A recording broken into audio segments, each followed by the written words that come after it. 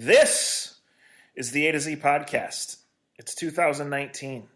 Is this our first of 2019? I think it is, Dre. It's our first. Yes, it is. It's our first one since last Friday. I've had a busy year. You can thank us later. Yeah. You want to tell everybody why you've been so busy? Nope, I don't want to tell. I want to just let you roll with this one. Cleveland Scene, Honeymoon Grill, American Fireworks helped to make this happen. A to Z podcast.com, Facebook.com/A to Z podcast. We're just two fat kids from Akron talking ball, talking life, making jokes, sometimes off-color jokes, sometimes inappropriate jokes. So if you're easily offended, if there are kids around, if you're in a work environment, please put on your earbuds or come back another time because we don't want anybody to get in trouble for listening to A to Z. And we want everybody to listen to A to Z in 2019. Andre, let's make this the best year ever. Yeah, I'm all for it. I like the positive momentum that you're trying to swing and get started. I'm all for it. 2019, I can't believe. I think I've said this before in the podcast. Like, you always thought about you always dreamed of what you'd be like at 21, 30, 35, but never 40 and never 2019. Hell, I can still remember 2000 coming in. But hell, we're here. Might as well make the best of it while we're here and enjoy the hell out of it and laugh and enjoy life. Unlike others, I can't believe in 2019 we're going through another another coaching search. It seems like we do those way too many times, but it is what it is. It's just like I can't get into it. Maybe, and I've said this before to you. I don't like the last 2 weeks of the NFL season anymore. Like, 'cause it's just like the 1:00 games last Sunday were the worst 1:00 games I've ever seen before. Probably it was like watching bad. It was just bad. And then I will say the 4:00 hour did give us some of the best games that we had seen in a long time because of what happened with the Browns in Baltimore. We haven't even talked about that, which I found to be just a phenomenal moment. I know MLB has tried its best to make the last day of the season have that type of build up. You can't fake it. I think we know that, whether it's podcasting, whether it's relationships, whether it's NFL games or MLB games, you can't fake the funk on emotion and getting emotion. The NFL somehow got that with the Baltimore game and with the Pittsburgh fans doing what they were doing. You can't. That has to come organically, right? And they got it about as organically as good as they could. But I think it just – and I know it was different for you than it is for the rest of us because you're trying to write a story and you don't have a deadline, but you got to go listen to coaches talk and listen to dumb questions from guys like Tony Grossi and things of that nature. And that was a harmless dig that I shouldn't have done, but I did it because I'll admit my pettiness in 2019. But it's not his fault, so leave him alone. I'm just being petty because I could for a minute. But I think it was an awesome let me speak as a fan. It was awesome 3.5 hours. I was bewildered by Steelers fans, and I've been and I want to talk about that at some point in time. I got good friends that are Steelers fans, and was hearing them root for Baker Mayfield and the Browns and then act the way they did was just shameless and embarrassing. Rob, you knew better. I told you knew better. I hope you hate this podcast because I told you the whole time, don't you ever do what you did. It was unbecoming of you as a person of all shapes and forms. But the thing that stunk was that game was over. For as exciting as it was to see all the weirdness that we saw, Zach, as you went down there to get quotes, it sat there at 8 o'clock, and it was like I had no emotion. And it was all like 2007 all over again, sitting there waiting for Indianapolis and the Titans to play, knowing that your season was over. That was a weird feeling, man, and it was truly like 2007. Yeah, that I had forgotten that was the exact matchup, Colts and Titans. Great. Make matters worse, I had a friend who was entered the day in 6th in the Las Vegas Super Contest, and he didn't have a real good day, but he had one game left, and if he won, it would have paid $190,000, and if he lost, he slipped to where it paid $60,000. So he had $130,000 on Blaine Gabbert and the Titans, and it didn't go so well. So that's why Springer's stuck in the Cayman Islands. So I can't afford a flight back. It's not Springer who I'm referencing, but I wanted to share that. So my condolences. I won't say his name, but my condolences are with him. Yeah. Obviously, he didn't ask for my insight because he only had 2 losing weeks the whole year. But on the last day of the season, he took Josh Johnson and Blaine Gabbert. Wow. Yeah. Wow. Okay. I mean, it was a really interesting day because the Steelers needed to win, and we didn't know. I do want to talk about their drama because I think it pertains not only to here in Cleveland, to Browns fans, to today's sports world, right? Because it was worse than we knew. Absolutely. Good teams have drama. This is what you do, and you have to deal with it. You have egos, and you have bullshit, and you have to deal with it. But you bringing this up reminded me, I ran into a buddy yesterday, and he told me he got a call from so-and-so, friend of a friend, and they had tickets in the suite to the Steelers game, and he could bring like 6 people. And he's like, well, I don't have anything to do. Of course I'm going to go. You know, I'm a Browns fan, but I'm going to go. So he goes, and his son and future son-in-law, both of whom in their young 20s, wear their Browns gear to Heinz Field. And he said the entire mile walk from the car, people were high-fiving, hugging them. Right. Like, we're going to do this today. And then he said when the game ended, to be there in the suite and to be watching the Browns game, and then they showed it on the scoreboard and just see, he said it was one of the most surreal experiences, sports or not, that he's ever had, because he grew up a Browns fan. He grew up here, went to college where it was half Steelers, half Browns. And then to see this moment, especially to where the Browns have not mattered to the Steelers for so long, and to see this moment and be there in Heinz Field, he just said it was like nothing he's ever experienced before. Yeah. I mean, think about it. And I know fandom has gotten weird for you and I. I think fandom's weird for all of us that are reporters. And kudos to the reporters that can separate themselves and go to a game and just be a fan. But I just thought that was so surreal. I couldn't see myself, and I've gone through this. And maybe it's because I'm childish, and maybe it's because I'm stubborn to a fault, and I can admit those things. I can't see myself in my home arena or stadium cheering for one of the teams I hate the most. I'd rather not make the playoffs than be that guy. And to see like Juju Schuster out there, seriously, and I've had this conversation with friends all week long. And New Year's Eve, it was one of our topics, and everybody was calling me an a-hole, and I loved it. I was like, I'll be an asshole going into 2019. I ain't cheering for like, all right, my dad's a huge Cowboys fan. And I'm a huge Cowboys fan. My buddy Nick, who's from New York, who was my roommate in college, he's at my house, huge Giants fan and a Michigan fan. I don't know how I end up with these people as friends, but I do. And I was like, dude, I go, would you ever root for the Cowboys so the Giants to win? And he looked at me and was like, hell no. And I was like, exactly. I was like, as a Cowboys fan, you ain't rooting for the Skins, Giants, or Eagles. Like, you'd rather, like, it's just, but, and I'm not belittling anyone. It was just unbelievable to me, Zach. That like they had here we go Brownies, here we go going on. Instead, that is just I lost a lot of respect for Steelers. But they had to, because that was their ticket to the tournament. You can't win a tournament if you're not in the tournament. No, you're right. But as I told every Steeler fan that was pissed off and mad at 7:45, I go, be mad at yourself. Be mad that you were up 2 touchdowns in week 1 and tied. Be mad that you were up 16 versus the Chargers and you lost. Be mad because I can go through their whole schedule. I know this. Like be mad because your kicker couldn't keep his footing in Oakland. Be mad that your team never showed up, and Ben Roethlisberger has been an a-hole most of his career, and now he's got a receiver that's a bigger a-hole. And now your head coach, who's never had a losing season, have to answer questions that he shouldn't have to answer. And mind you, people, can you please get this through your thick heads? I know there's a lot of dumbasses that are on the radio that just say stuff because they need you to call because they don't have enough ability to carry a show in a good, smart way. This situation in Pittsburgh is what sports – it's more of an NBA thing than an NFL thing to me.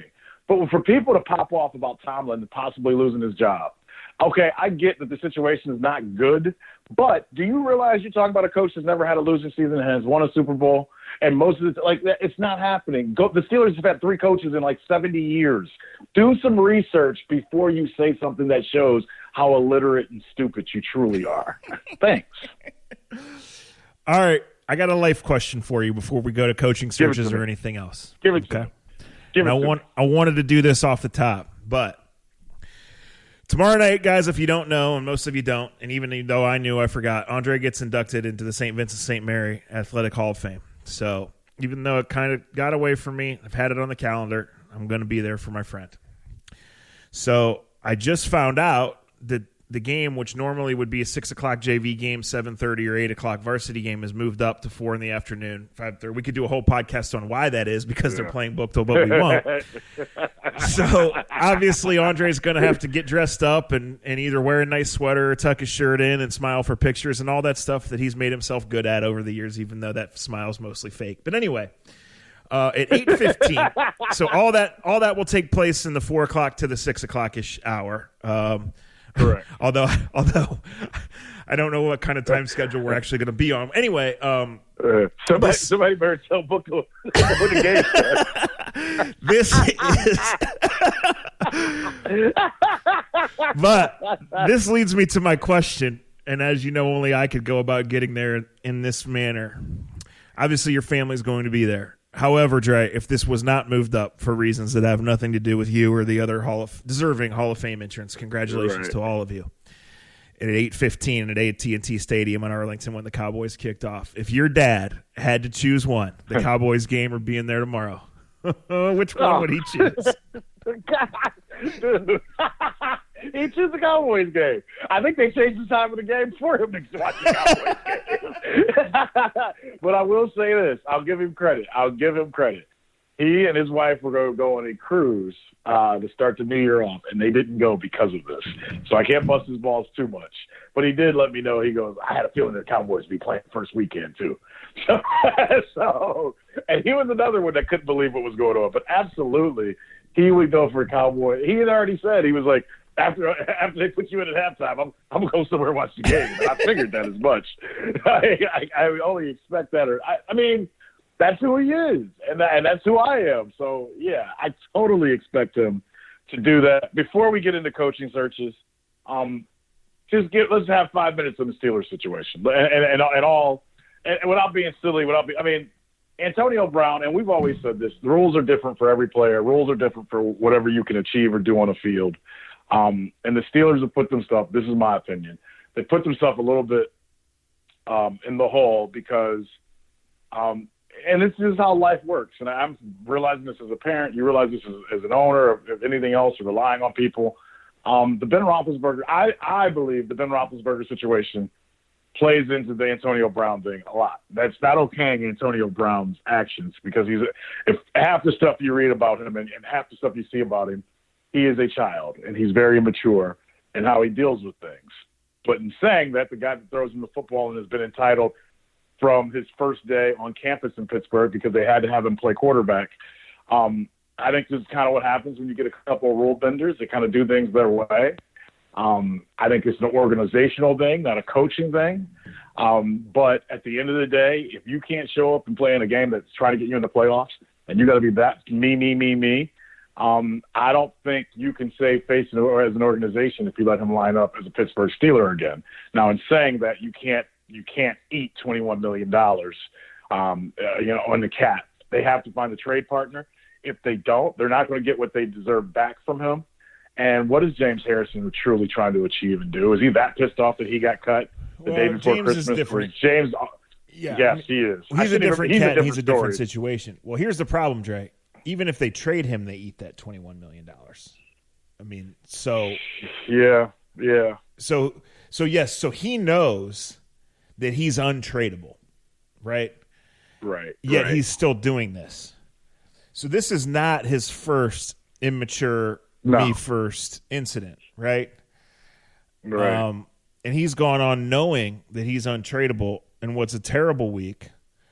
I mean, I guess the reason for this, other than just outright immaturity, is I guess that he wants Mike Tomlin to get fired over this, over not being able to reel him in. And in fairness, what did we always say about Eric Mangini? They don't pay you to coach the last five guys on the roster and bring in smart, versatile white linebackers, right? They pay you to coach the best fucking players, right? Yep. And what happened down the stretch where the Steelers just fell apart? Yes, they played good teams. Yes, they could have won some of those games, should have won some of those games. They didn't. The knock on Tomlin has always been that he's not a great game manager. They botched the Saints game in particular with an ill-timed fake punt. They led in second halves in other games. So it comes to a crashing end.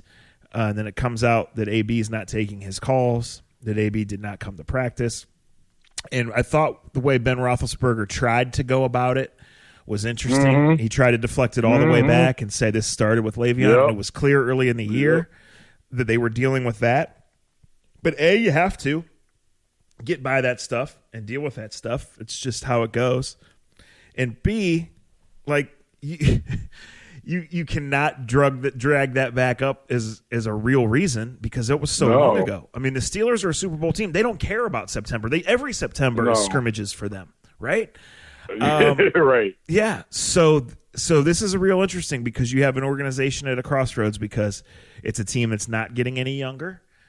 Ben is coming back, even though he threatens and whines and tries to retire every year. He has more guaranteed money on that deal. Antonio Brown has guaranteed money on that deal. I heard some speculation. It was related to the MVP vote. Well, in reality, AB started before that vote was even taken. Yeah. So look, when you are there and they're a Super Bowl or bust team, we talk about this all the time. You're going to have egos and contracts and clowns that you're going to have to reel in and get guys to focus for X amount of months and eliminate that stuff. And it didn't. The hangover, I'm sure, is terrible. And now they become an organization at the crossroads because instead of playing this weekend or next weekend and them saying, we'll never count out the Steelers because they have all this firepower, which is exactly right, the feeling is how are they going to fix this? And they come back an older team and clearly a fragile team going forward. Yeah. Well, the other thing is Cleveland fans, don't sit here and rejoice and run a lap. They still ended with a better record than you guys. They still, if they get all this put together, they're still going to be tough. Last thing I'll say about them is this, and let's all remember this. When you lose a top 5 player, it was real sexy and it was great to read in The Athletic and read other websites. I was going to say newspapers, but nobody reads those anyway or can find them. Or you got to spend $2 for 4 pieces of paper, which is amazing. Everyone was writing in September and October how great it was that they didn't miss Le'Veon Bell. You know who they missed the last 6 games of the season? Le'Veon Bell. Le'Veon Bell. We had to be careful. We all do it. We're like, oh, they don't miss him. They needed, and it plays in Antonio Brown. It's sad because for me, it's sad for this reason. And it's not sad because he's a childish prick.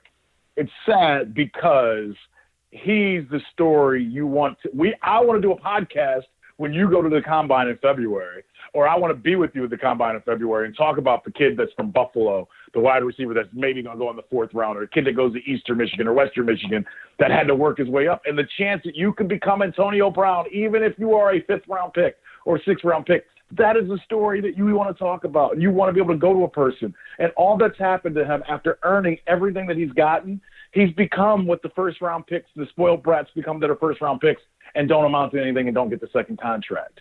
And that's amazing because one of the first rules of A to Z still comes home and still sheds light, right?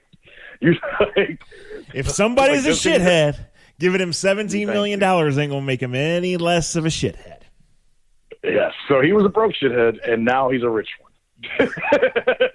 It's fact, amazing, but yes, it's made him more of a shithead. And look, like right.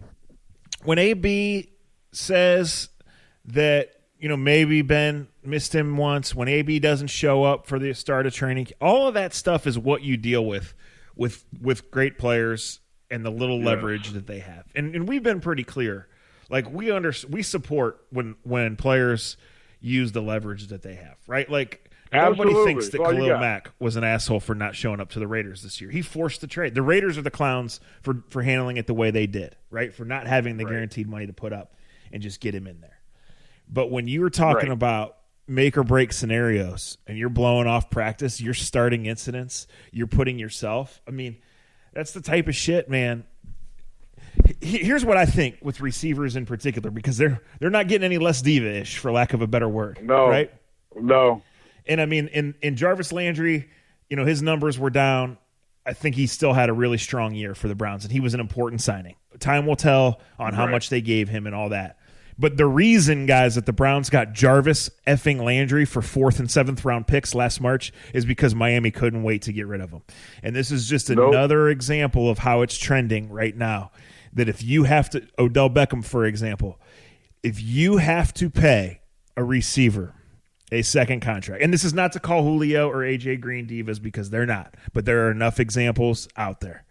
If you get in that situation where you have to pay that guy and you don't immediately win the Super Bowl or you have any doubt, you would be better off just shipping him out and getting draft picks and going to look for the next, like you just said, Antonio Brown in that draft, because the track record and this cloud now I defended the Steelers over the Le'Veon thing, right? I was like, they'll deal with this. They have a strong locker room. They have an experienced locker room. And even though the names have changed in Ben's time there, they have homegrown guys. Vince Williams comes to mind, right?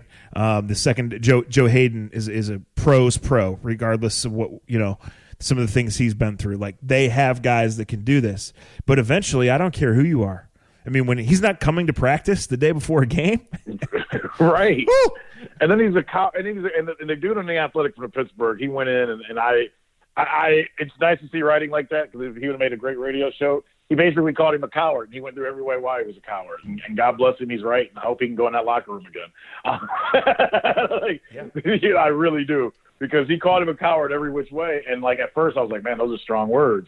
But as he went through the story and he talked about him missing practice and talking about having his agent call the coach and how he didn't take phone calls from the Rooneys, the coward word is very, very, very apropos. As Doug Deacon once told me, and he lived by this his whole career, this diva stuff with wide receivers didn't just start in our era. It's been like that for a long time. Right. He always told me the guys that line up outside the hash marks, they're just built different, and they're not real football players. They're ballerinas that don't realize that they can never get the ball without the other 9 guys inside of them.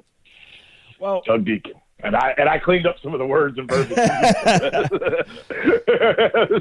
I mean, look, you neither expect nor ask these guys to be perfect angels, right? Specifically in football, they're driven by these are different cats, right? But when you do pay the guy that kind of money, and when he is that kind of game-changing player, I mean, not to go full fantasy nerd, but on our 330 Galley Boys fantasy team, who'd we pick first this year, Jack? Antonio. Business is booming. Yeah. Antonio motherfucking Brown is who we picked first, right? And we lost one game all year long. Right. Yeah. Right. But the football karma gods are real. We had the highest scoring quarterback of all times in Mahomes. We had businesses booming, and probably because we had businesses booming in Brown, we lost in the semifinals. It's because we're terrible. Because that's fantasy football. Tell me about your fantasy football team. It's because we're terrible people off the field. It finally caught up with Exactly. All right. Coach, true story, folks. True story. During the Browns game last week in Baltimore, Andre sent me something that was a very personal. Very funny, but very personal, very direct insult.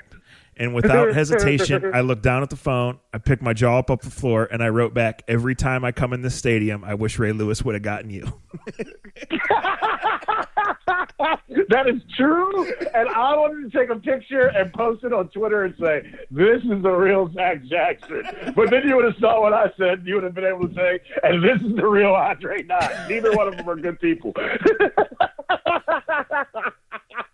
You're a Hall of Famer now. It's time to grow up, honestly. Yeah, that's unfortunate. It's true. All right, coaching search. Are the Browns holding Freddie Kitchens hostage? And if so, I like it. Great question. It was reported yesterday, Thursday, that the Browns have denied Freddie Kitchens the opportunity to interview for other coordinator jobs. We know they have not yet interviewed him for the head coaching job, but Dorsey confirmed that they would, and all signs point to that. So the easy link, the exciting link for some people is that he remains in the head coach mix for the Browns. They're obviously not going to let him out the door. I understand.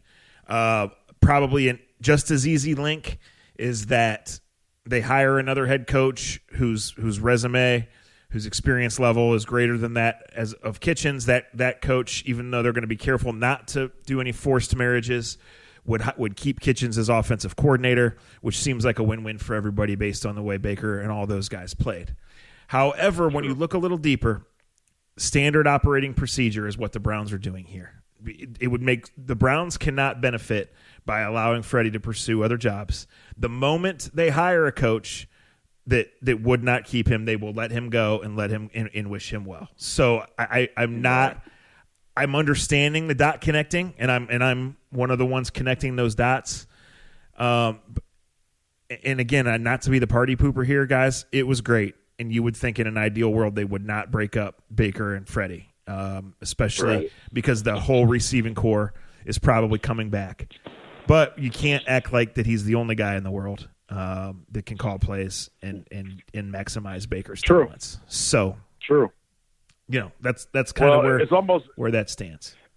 When I hear you say that, it's almost like you sound like the conversation that my dad gave me when I was going off to college and had a girlfriend, and she was going to a different college, and she sent me a nice message this week, so I should be nice in how I say this. But my dad was basically saying, "You're a Hall of Famer. Everybody's trying to get back on the train." Only for a couple days. But my dad was basically saying, you don't have to hurt her feelings, but there's a lot of people out there. You may want to find out about all those different people, and if it's truly meant to be for you guys to be, it'll come back together, right? Like, we've all heard that. If it's meant for Baker and Freddie to be together, it will be. I would like it. Like, I don't get the Kevin Stefanski kid guy. Like, I don't even want to say it. I don't want to learn his name right until I have to. You guys know my rules. That's how I roll. I just don't get it. I mean, obviously there's relationships that are built by John Dorsey previous to this that makes certain people, people he wants to talk to. I know that within Minnesota, he's worked with everything from the receivers, tight ends, linemen, and I get that. And I like that you have a general manager that wants thorough people that have done more than one job. I think that's important. I continue talking about special teams coaches. We both do, because I think they're better leaders overall because of how many people they deal with. Sometimes you get in trouble when you deal with, a guy that's only worked with offense or only worked with quarterbacks, and then you're telling him to go into a room and deal with 45 guys. I thought that's what made Greg Williams. That was the biggest difference in my mind and what made Greg Williams successful this year and made Hugh Jackson completely unsuccessful in his 3 years here. Hugh Jackson can run 24 guys, 23 guys and run an offense. It's impossible for an idiot like that to try to be because, and I've never met him, and I hate being judgmental of people I don't meet. You guys know that. But it's obvious that Hugh comes off fake to 53 men. Eric Mangini had that same situation. Now, we can go back and forth on their intelligence level and what they would do on certain tests, but it was obvious to me because all these guys, all these names we hear and read about, I know it's sexy from September through January to say they're dumb or they're not good with this. They know more football than any of us know. But it's really not their football acumen that's coming into this. It's how can you lead men? How can you get men to trust you? How can you get a group of men to believe in what you're trying to get across? That's why I think the college coaches are always kind of like, let's be careful because it's easier to motivate an 18, 19, 20, 21-year-old than a 25-year-old that's got $10 million sitting in the bank.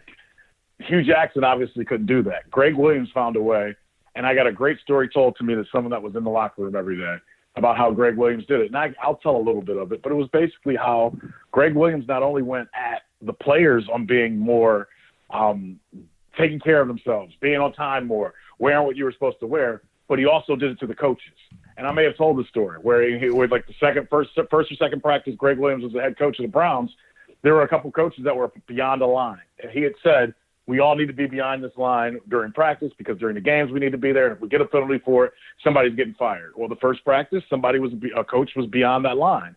So during film process, while the practice, afterwards when everybody's watching the film, he went off on said coach and put a circle around him and said, this is why we haven't been successful. We can't be successful if everybody can't follow the rules and do what it takes to be a leader. Well, you know what that did to the guys in the back of the room, whether it was an $8 million player or whether it was an $8 player? He didn't go to sleep during that meeting, and he realized Greg Williams meant what he was saying. That changed the culture of the Browns.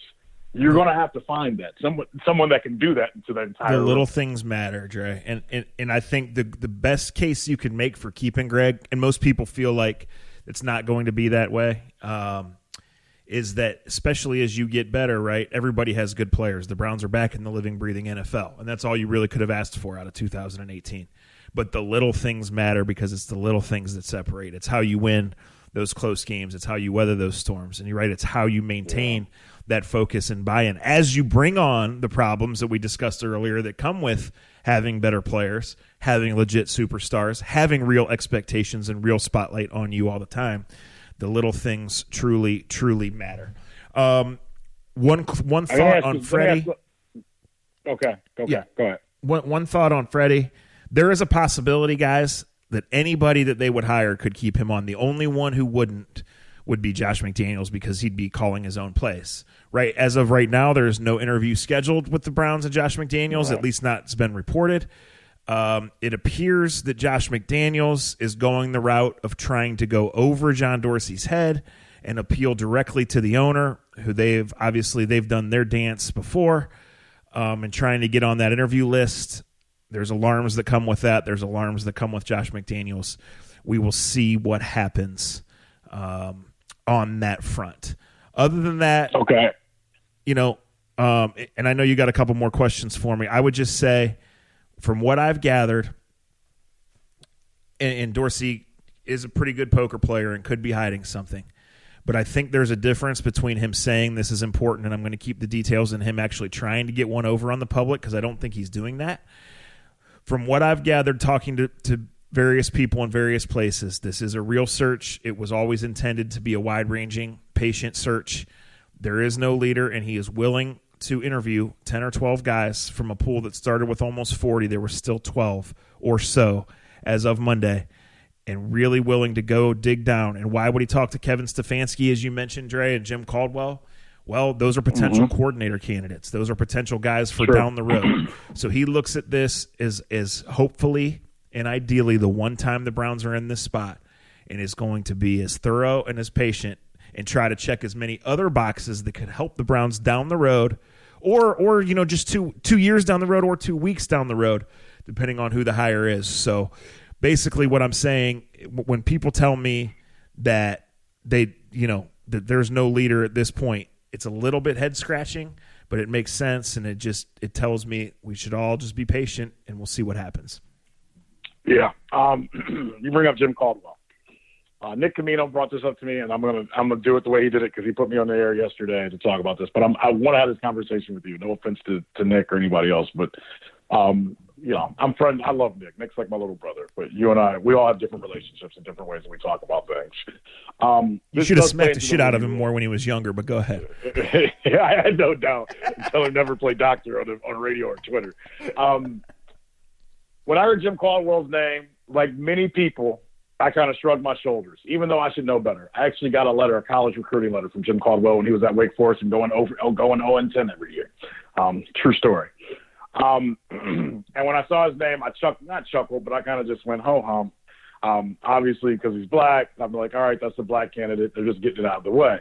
Jim Caldwell's got a record over 500. He also took a team to the Super Bowl. And, yeah, you can give me the bullshit that it wasn't his team or whatever else, but it's not a ton of men that are just taking teams to Super Bowls. Yeah, Peyton Manning. I get it. We can belittle any candidate, right? And we're all good at it. Trust me, I've read and heard, and I do it myself. I'm just like everyone else. But in saying that, when I look through his resume, I'm going, his resume is better than probably half the people you'll talk to. But we all go to the same statement when we see him, when we see the linebackers coach for New England. We all know the deal in New England. And I'll admit this, and this plays into the Rooney Rule. Like, I don't think the guy that's in Detroit has any business being a head coach. That's just me. I feel, and I'll say this, and this isn't me being racist in any way or shape or form, but I'm being honest. I feel like a black candidate that had the same credentials as the dude that's the head coach of Detroit wouldn't be a head coach yet. He would have to earn it one way or the other. I feel like Eric Bieniemy is more than qualified if you know his true career and everything he's been through. Does that mean he's going to be a great head coach? No, we have no idea. I don't know if he will be, but I know he's been around a ton. He played under great coaches. He was an offensive coordinator at Colorado when they were terrible. He's gone back and learned a ton from Andy Reid and been around two different types. Like, his resume is not bad. I don't know if that'll make him a great coach. None of us do. None of us know if these guys are going to be a great coach. What I'll say is this, because Mino asked me, and I said this to him last night, I'm not saying the Rooney Rule should go away, but the Rooney Rule is broken. How do we fix it? Well, I understand the angst on both sides, and I think the committee has taken strides to say to teams, let's not just do this just to do this. But, Dre, I can't say that it's broken, because I do think that the smart teams use the opportunity. Right? Nobody knew who Brian Flores was a week ago, right? True. And I can tell you that anybody, I can tell you that a lot of more than casual fans who did know the name because they follow the league, and the Patriots obviously have been one of the top franchises. I can tell you a lot of them didn't know that he was an African-American guy, right? But I think the spirit of the rule is to get these guys in front. And I just think this goes back to the societal issue of everybody's in a hurry. Everybody wants to be the greatest. Everybody, all this. I think the experience they get interviewing, and I think the fact that they could be, recontacted down the road, I think all of those are positives. I don't believe there is a perfect scenario for handling this. I think the intent of the rule to create opportunities and to make sure that the minorities are getting a fair shake is absolutely right. Is it perfect in how they get there in the process? No, but I don't personally have a better thought, and I disagree with the broken thought of it. Well, and that's fine. Maybe not broke. I do feel like it's broken, but not for. You're right. There has to be a way to get people that are qualified, whether that be male, female, Mexican, black, white, anybody that. And that's the thing. Sometimes it's hard to be qualified. Like there are people around the country. There are people that live near you. There are people that live next door to you or me. That when they hear you or I say Matt Campbell's name, they look at you, look at his record, and say, "You think we're the idiots?" Yes. Right? Yes. And we know better because we know better. I guess what we need to do is be able to get the NFL and get every owner to know better as well. A lot of these owners, and it just comes back to, and this is to me, Romeo Crennel was great about this. Romeo and I had great conversations about this, and at the end of the day, Romeo was not a great head coach, one of the best defensive coaches of all time. He is. When you look about how long he's been around and what he's seen and what he's done, and he's still going to be coaching in the playoffs come this weekend or next weekend. It's been phenomenal what he has become. And he always said to me when I talked to him, and this is 10 years ago. So that just tells you where I guess when I say it's broken, Zach, I just wish it has taken a few steps forward. And how we all, and maybe it's a personal thing. Like I said, I admit it. When I saw Caldwell's name, I kind of shrugged and go, "Oh, they got to talk to a black dude." Mm-hmm. I don't feel like that's the right thing to say. I'm being honest. I'm just being honest. No, I agree with you. I agree with you 100% because you're not the only person on this podcast right now that thought that. You're not the only person listening to this podcast right now that thought that. Right? Right. But exactly. But Romeo said, "Look, there have been times, Andre, when I have been brought in to do an interview and I thought to myself, I'm only here because I'm black." He goes, but he had that complaint, and after talking to his dad, who was in the military, and talking to other people like Bill Parcells that he truly respected, Bill Parcells and his dad basically told him, "You have to take these interviews. You have to go there because you may open up somebody's eyes to you that had no clue who you were and who you and what you're about." And he says, and if you don't do that, you're taking away opportunities for yourself and others that look like you. So you can't say no to it. You can't have a bad attitude towards it. You have to take a good attitude towards it. And as Romeo would always say to me, the more times you get to practice something, the better you get at it. So he's like, I hope in my times of doing that when I had no opportunity, it got me the job here in Cleveland. It got him the job in Houston or Kansas City.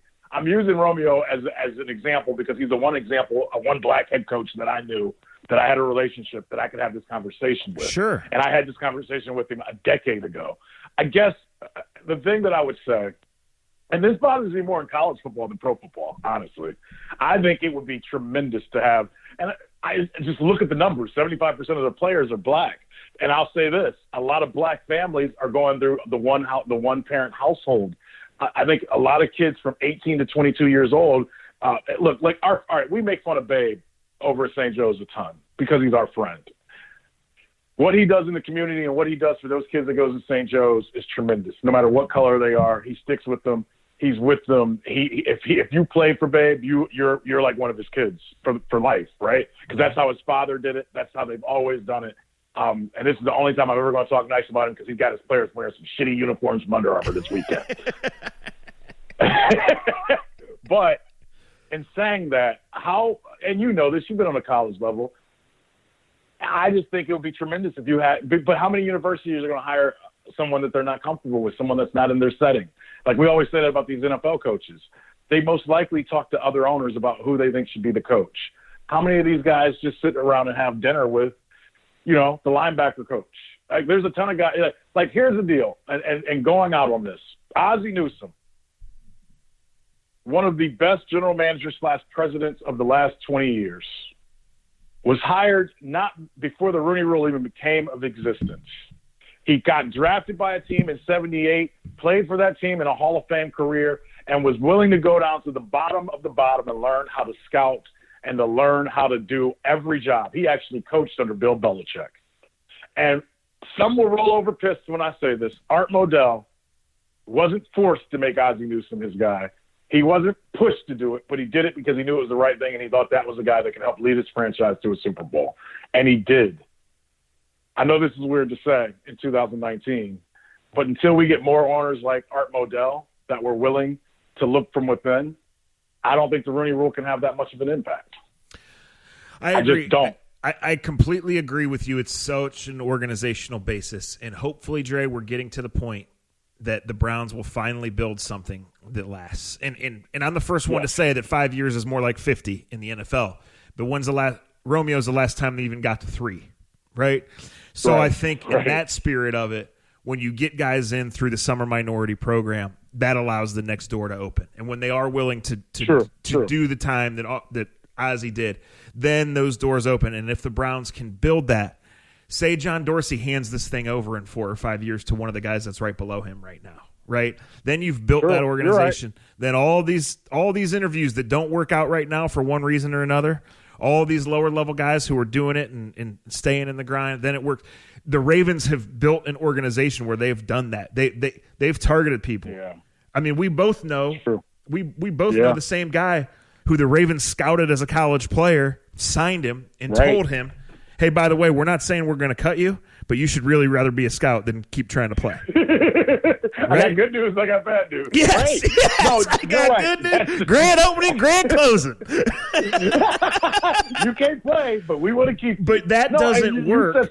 That doesn't work unless you have an organizational structure in place where people do grow and then are rewarded or go out on their own, right? I mean, that's just... No, I'm glad you said that. You're right. But you need organizations not to break up every 3 years, every 2 years, to be able, like you said in Baltimore, where it's a part of who they are, right? In Green Bay, they get people and you grow there. You don't leave every 2-3 years, so you do get to know these people. I'm glad we had this conversation because you just hit on something I hadn't thought of. But you're absolutely right. Great organizations are able to build from within and get to know white and black guys. Because I'm being honest.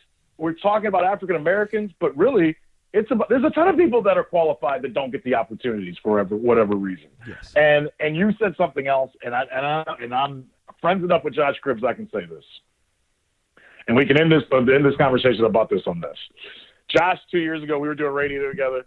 I'm a big Josh. You and I both big Josh Cribbs fans before he ever touched the football for the Cleveland Browns.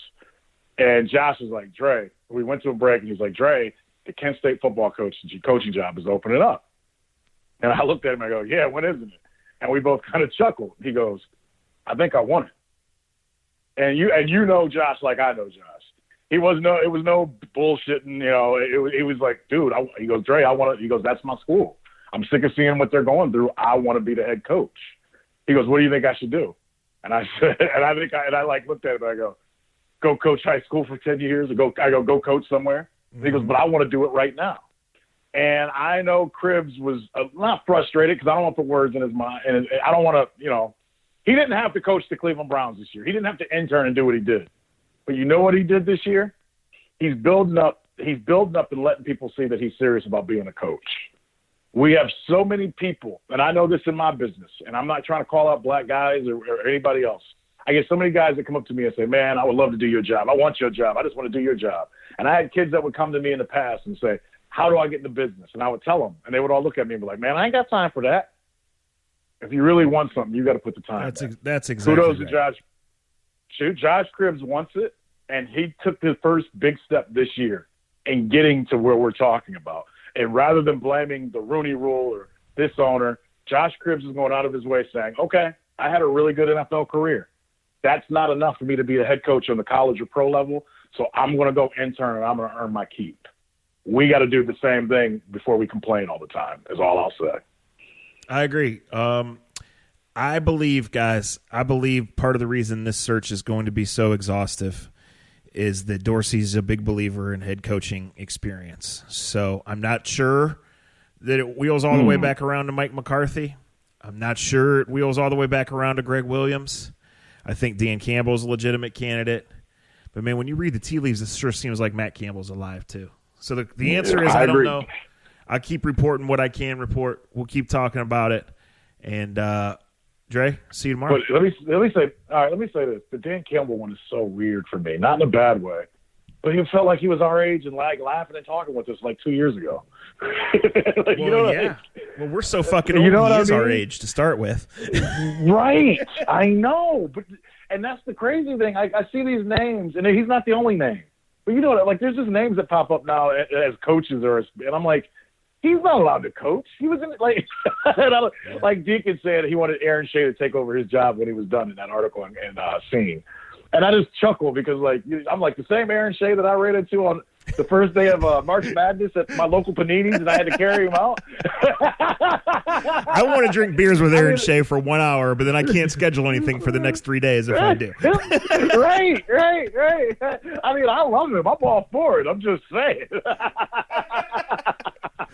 All right, I got to be on the radio in 2 minutes. Thanks to Scene. Thanks to Honeymoon Grill. Thanks to American Fireworks. Thanks to you guys. Facebook.com/A to Z podcast. We will talk to you hopefully on Monday. Konnichiwa, my career.